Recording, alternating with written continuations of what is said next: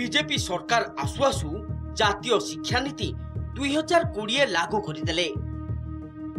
जहा अनुसार आउ दशम रे बोर्ड परीक्षा रहिबो नाही सीधा द्वादश रे बोर्ड परीक्षा हेबो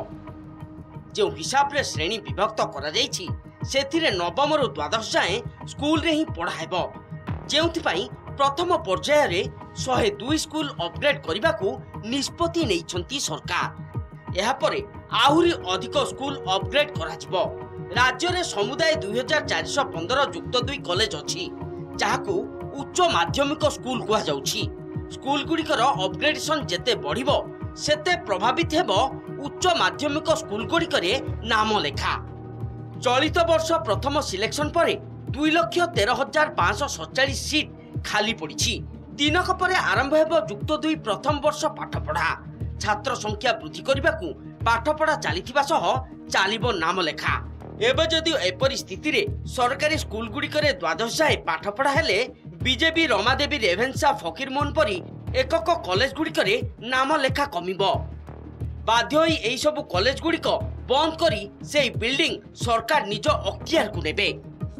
जदि सब स्कूल 11-12 खोली गला ताले फीडर पिला कोठी आसीबे टिके जोटा standalone higher secondary school standalone जोटा मिसिक तो डिग्री से मिसी जोड़ा स्टैंड अलोन जाकि रेभेन्सा बीजेपी पुरी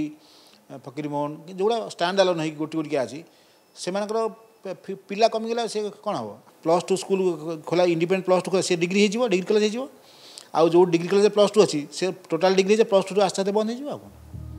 स्कूल गुड़िकर अपग्रेडेशन चली नाम लेखा को ताहा सेते प्रभावित करबोनी बोली सरकार आशा रखिसंती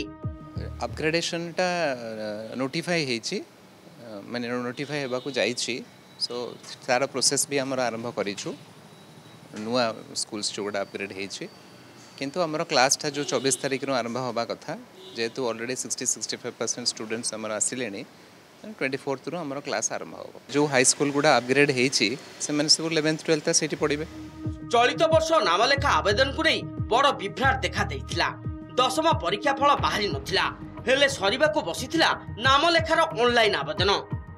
शेष मुहूर्त रे भूल बुझिपारी आवेदन तारीख वृद्धि करथिले सरकार